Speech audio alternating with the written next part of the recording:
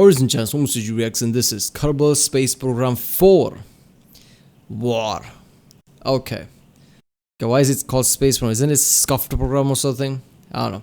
But yeah, I didn't thought that he was going to make another one. At least not so soon for me, at least, because I recently watched his all three of them, right? First, second, and third. And I got the impression that he's kind of done with it. I know people told me in the comments and everywhere like he's doing the fourth one, right? But majority of people are saying that he only planned to make 3. So I'm like, even if he's gonna make, it's gonna take time or something. I didn't expect so soon, so it's gonna be awesome. I remember in the third one, Kevin basically reached to Proxima, Proxima B or whatever, right, where he was going apparently before him. So he got funds and everything. He has his own Saudi funder or something. I don't know. And he got there and apparently attacked. So I don't know if he's gonna pick up from there or this is gonna be something else. But yeah, let's watch it.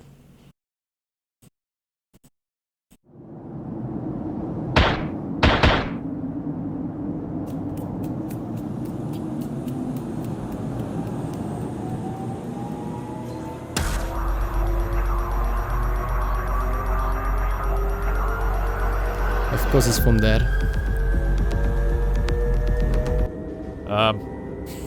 That's not good.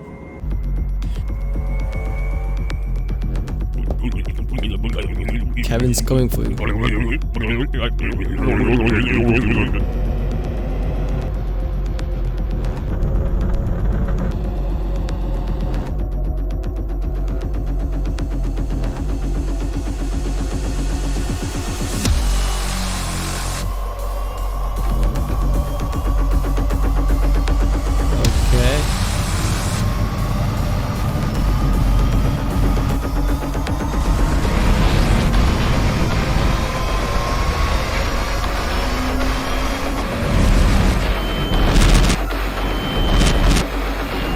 Planned all that shit up. You know what?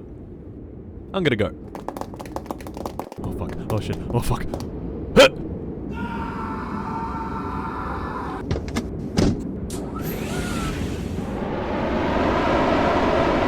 Yeah, see you later, idiots.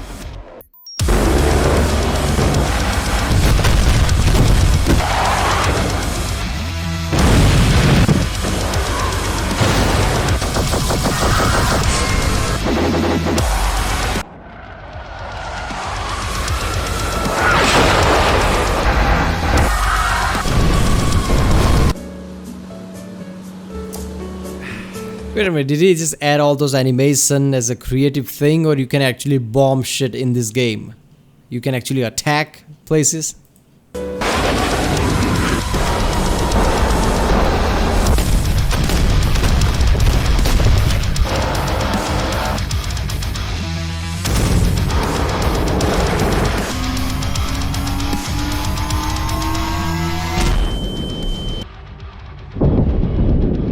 Damn, I love this.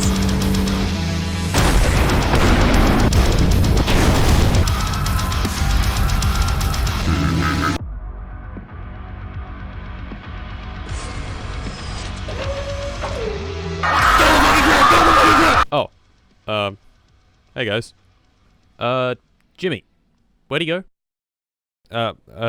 He drove away in his space car.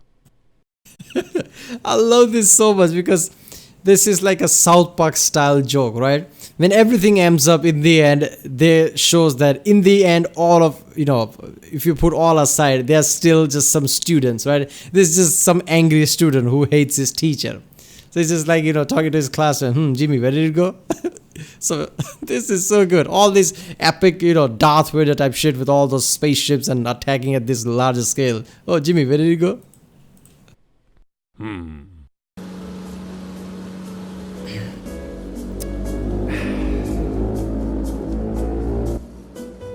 Wait, what?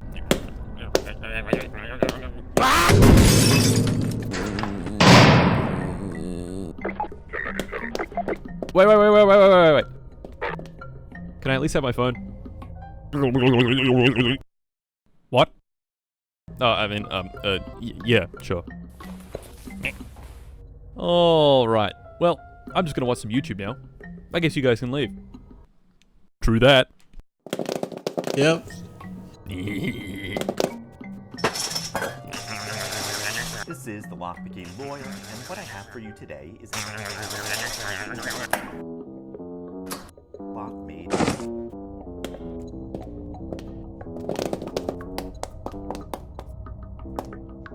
What the back room?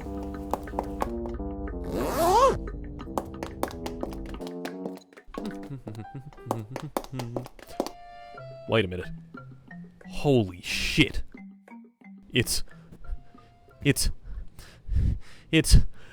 It's my brand new plush line. That's right, boys. I've partnered up with Makeshift and made this little boy right here. Look at him. He wants to enter your house. That's right. Your very own frog in a suit. Kick him, crush him, dap him up aggressively. Don't lose sight of him. He'll sneak into your walls and won't stop knocking. Put him above you. Imposing, striking, dominant. This is a frog who thinks you are pathetic. Put him below you. Sad, apathetic, and resigned to his fate. For real, this is the single highest quality plush I have ever seen in my life. The exterior is fleece. The suit is stitched on very well. The eyes are embroidered and hard. And oh my god. You can own one of these boys today by clicking the first link in the description or that horrible, smelly, slimy pinned comment. Do it fast. After 30 days, they will no longer be for sale. Gentlemen, I have one goal with this campaign. Sell more plushes than this goddamn stupid cat. Look at it. This fucking stupid thing. What is wrong with it? Okay, that's kind of cute. This dumbass cat has sold over 1,500 plushes, and we need to sell more. Click that link in the pinned comment and buy it. I assure you, you will not regret your decision. Oh my god, seriously man, what he said is true. This cluster from the below looks kind of a little sad and like, you know, with that kind of eyes. But if you put it on top, somehow it looks different. Yeah.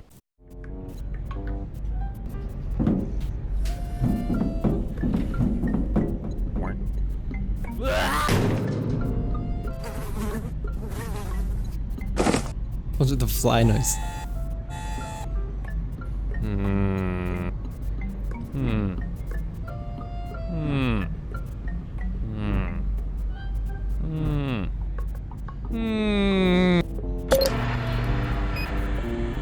Oh shit.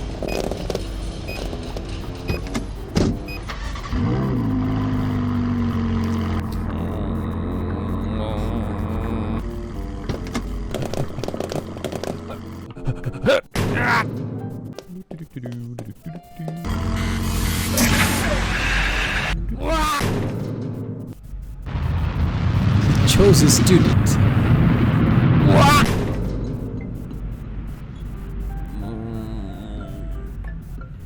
Hey guys, fancy seeing you again.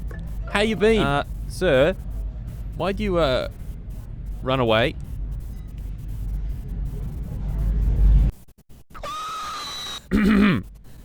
Anyway, we've set a course for ELU, which as you can see, is rapidly oh shit! And would you look at that? Back at the start of the last video, stranded on ELU. Kevin has gone ahead and destroyed pretty much every base I built with his giant armada. Ouagadougou, annihilated. Urk, dead. Obson Kerman, face down in a highly corrosive lake. Djibouti, it's seen better days, and most importantly, he's murdered all the Kerbals in the KSC and taken it over for himself. Gentlemen, the BENIN Space Program is in shambles. All thanks to this rat bastard. Today, we're not building rockets, we're building weapons. Instead of fuel and oxidizer, we have gunpowder and high explosives. Instead of a noble quest to push the boundaries of discovery and science, we're here to kill, destroy, and conquer. My sources tell me that Kevin is rebuilding the KSC and has taken its 96 billion funds to build up military bases on other planets. Some bases are large and some are small. Today we're going to destroy his shit-ass bases, and then I will kill him. Personally. So, let us begin.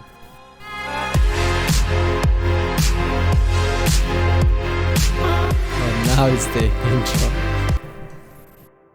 Okay, so first off, we need a sit rep.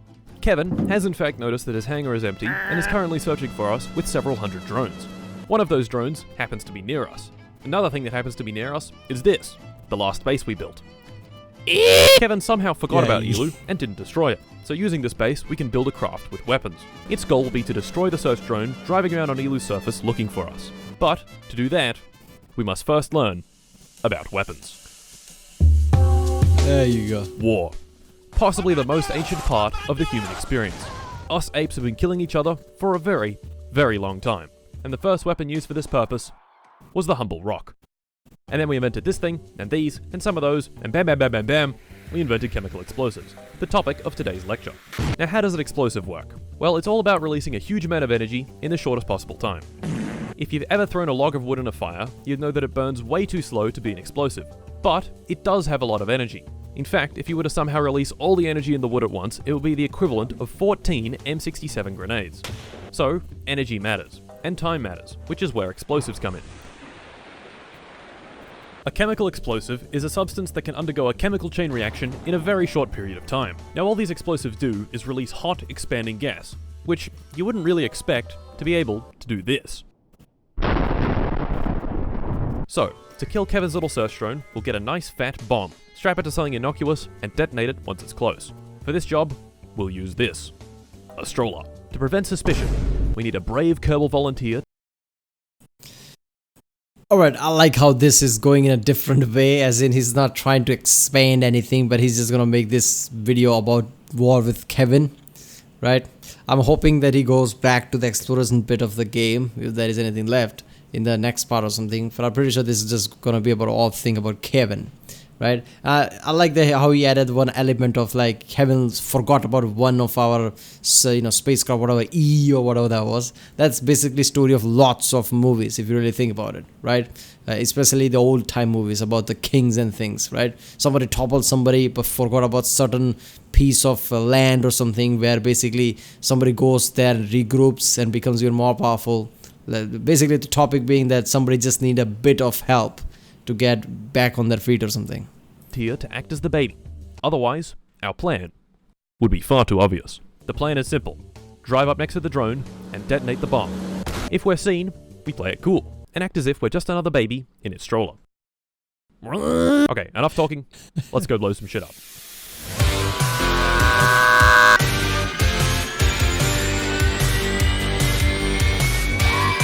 Yep.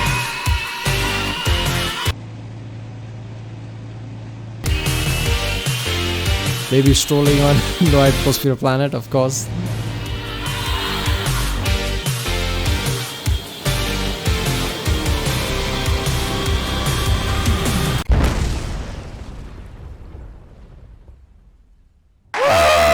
Excellent.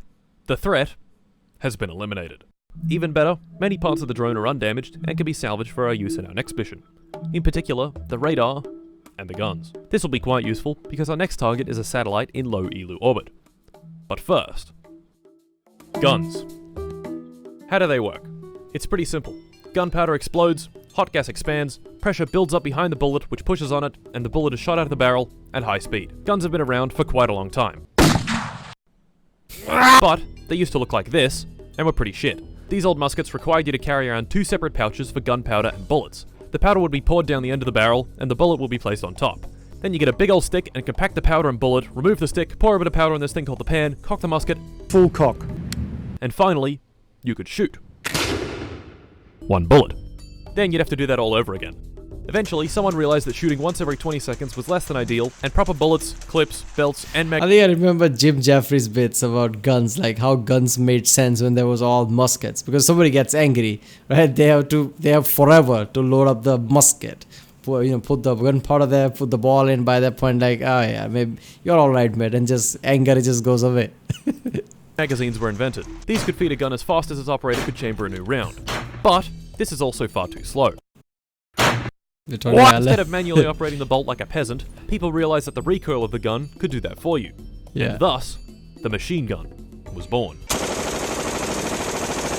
Now, bullets don't actually have that much kinetic energy, but they deploy it in a fraction of a second. Take this 50 BMG round. 50 BMG rounds can do this. Pretty impressive. Since the bullet is 45 grams and exits the barrel at 908 meters per second, we can use this equation and some quick maths to figure out that it only has about 18 kilojoules of energy. Or 5 calories. So, we've got a gun, now we need some way of aiming it. If I take this gun and try shoot down something passing overhead, this happens. The gun is aiming at where the plane is, rather than where the plane will be, and isn't leading its shots enough to get any hits. To lead our shots properly, we need to know the target's speed, distance, and direction it's traveling in. This is where radar comes in. Radar waves are simply another form of light with a much longer wave. So wait a minute, this is an actual thing? Is this a mod or some kind of an update to the game? with radars and war elements, guns and things. Is this real? I thought, Martin basically added those things. Martin, whatever. He just added those things, right? As some kind of a creative feature. Wavelength. If we shoot a bunch of radar waves at our target, a short amount of time later, we'll receive them back. Since we know how fast light travels, we can work out how far away an object is by measuring the time between sending and receiving the signal and dividing that by 2. We can also tell how fast it's moving by either taking its position at 2 points in time and finding the distance it covers, or by using what's called the Doppler effect. Basically, since the target is moving at a different speed than our radar, the radar waves it reflects will either be a little bit stretched or a little bit squished. Now, if we combine this funky radar technology with our gun, we get this. The Goalkeeper CIWS. The radar allows the gun to track a target, find its range and speed, and then aim at the exact spot it'll be once its bullets reach that. And, would you look at that? One CIWS ready to go. All we need to do now is wait for that pesky satellite.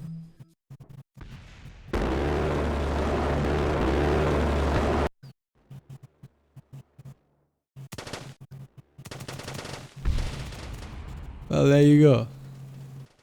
Alright, next up, we're going to commandeer an ore tanker coming from one of Kevin's mining outposts on Bop. Now thus far, we've remained undetected, and I'd like to keep it that way. So instead of something big and flashy, we're going to build a ship with a laser weapon thing and a single Kerbal on a seat. The laser will destroy the guard drone, and the Kerbal will take over the tanker with the help of a very special weapon. This beautiful craft will be named Thrombus. So let's go.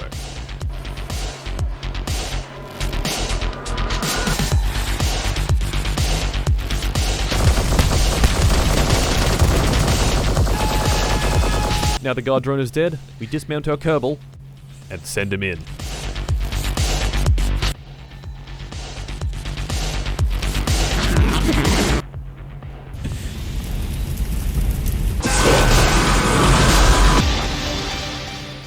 And the ore tanker has been secured.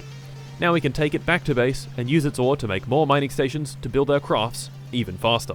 Alright, seriously, I like how he's basically doing all this, clever and heinous shit of war and things and using Kerbals as the center point. Like, Kerbals are gonna do that.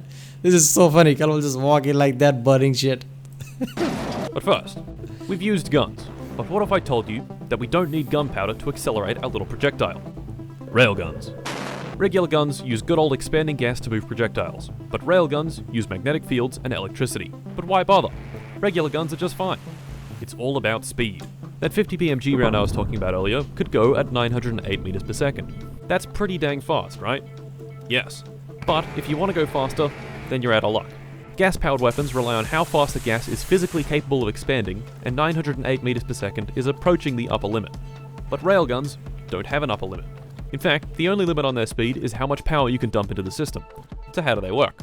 Well, you get 2 conductive rails and put the projectile in between them, which completes the circuit. Once you fire, a huge amount of power is delivered from capacitors into the rails, which creates an incredibly powerful magnetic field and launches the projectile forwards. These bad boys have been able to shoot projectiles at over 2,500 meters per second, which in KSP terms is orbital velocity.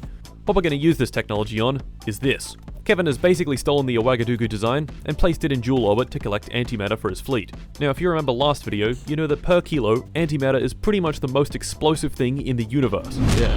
And since Kevin's collector has a fair amount of it in storage, that makes this craft quite vulnerable. He's tried to cover for this fact by armoring up the area around the antimatter container, which is where our new railgun system comes in. The best way to cut through armor is to move faster, and railguns definitely make stuff move faster. So all you need to do is sneak in a small ship with a railgun, aim it at the antimatter storage, sit back, and watch the single, very big gamma ray firework. For this job, we've come up with this beautiful craft. Peebus. So, let's go. Man, this is really good. So, there should be a video. He should release a video from Kevin's perspective, right? Kevin just plotting these things like, I should put armor here because I know the Martins are gonna come here and basically try to destroy this antimatter thing. This is so good.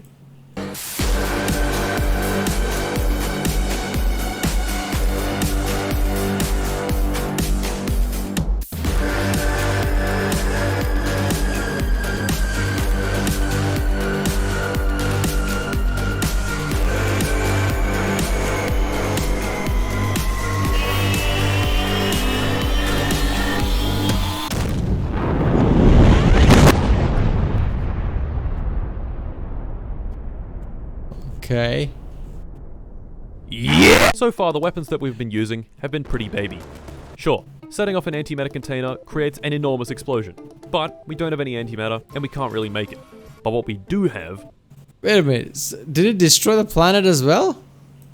Alright, no, I don't think it destroyed the planet, but it looked like that. Okay, I expected explosion to be bigger, some kind of theatrics, but alright. Okay, you know what, I have to go right now. I'll do the second part tomorrow or something. But I like this so far, right? It's a complete different video from this. Like, it's about war. I mean, we should have expected. I thought it's just going to be, you know, Kevin basically doing some shit here and there. And then I guess business back to normal where Martin starts to explore planets or something. But no, he actually made a whole video about an actual war. Right, people? If you like my reaction, do like, subscribe, comment if you want to react to a specific video. And yeah, I'll see you tomorrow, I guess.